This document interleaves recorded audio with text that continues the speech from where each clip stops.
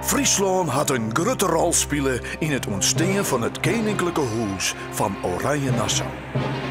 Een paar eeuwen waarom hier we hier in Friesland het vaste huis Nassau. De Nassau's werden voor een flink pad van het hier in Ljouwert. Dat wie haar residentie.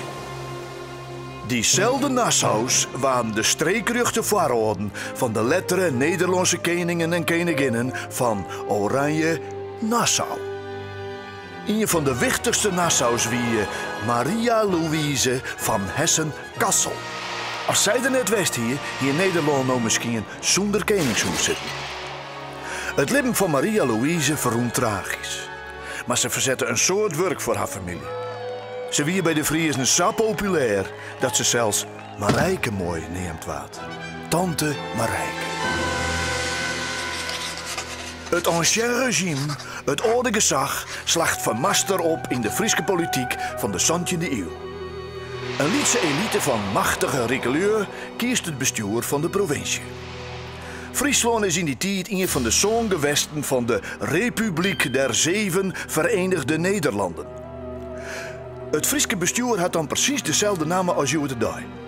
De Steerten van Friesland. Friesland en de orengewesten in die tijd hadden een grote zelfstandigheid en een eigen verantwoordelijkheid. En dat is oors als nou. Het binnen daar zekere hichte lietse steertjes die het allerhande zaken zelfs beregelen.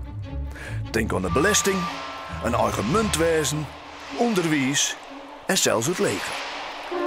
Voor dat soort van zaken benemen de steden van Friesland in die tijd een stadhouder.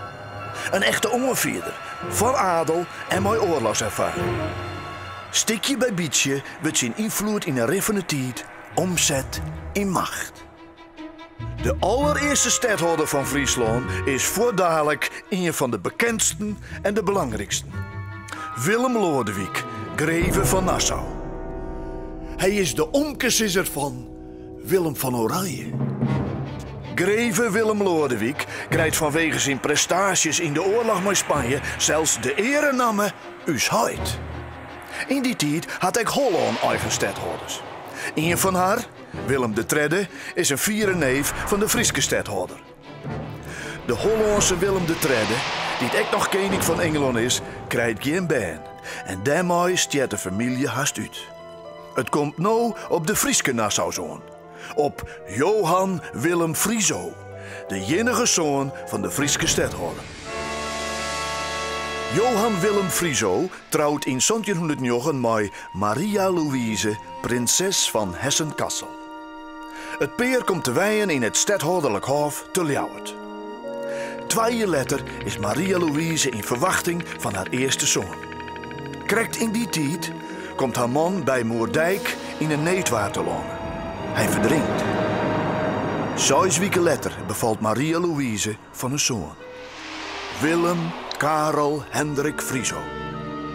Het is het hier 1711 en deze Willem zal de nieuwe stadhouder worden van Friesland. Maar, zo hoopt het zijn mem, ek van de oren Nederlandse gewest. De lietse Willem groeit op in Ljouwert. De eerste 20 jaar neemt zijn mem, Maria Louise, als regentes het stadhouderschap voor hem waar. Maria Louise doet ook griezelig haar best om haar zoon het hoogste ambt te bezorgen in alle gewesten van de Republiek der Zeven Verenigde Nederlanden.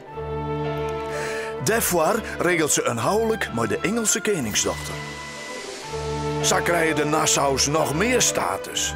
Het stadhouderlijk hof in Ljouwert profiteert het volop mooi van deze grandeur. In 1740 is het eindelijk zover dat Willem Karel Hendrik Frieso uit Ljouwert hem Willem IV nemen mooi. Stadhouder van alle gewesten in de Republiek. Spietiger nog voor de Ljouwerters en de Friezen verhuist Willem voordadelijks met zijn vrouw naar Den Haag. Ljouwert, de witse van deze belangrijke Nassau's, mag hem nou net meer hoofdstad nemen. Maria Louise bloeit in Ljouwert, in het Prinsessenhof. Ze liet het je rijstig oud worden te kennen. Maar in 1759 sterren haar zoon Willem en zijn vrouw. Maria Louise maakt op een nij aan de bak als waarnemend stadhouder.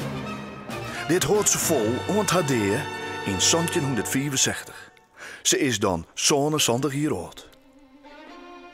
Hoeveel de Friezen eens neer te vertellen hier door de stadhouderlijke familie, koer Maria Louise net volle verkeerd waren bij de meesten. De Friezen winnen wies met haar en zij met de Friezen. Haar bijnaam, Marijkemooi, is daar een goed bewijs van.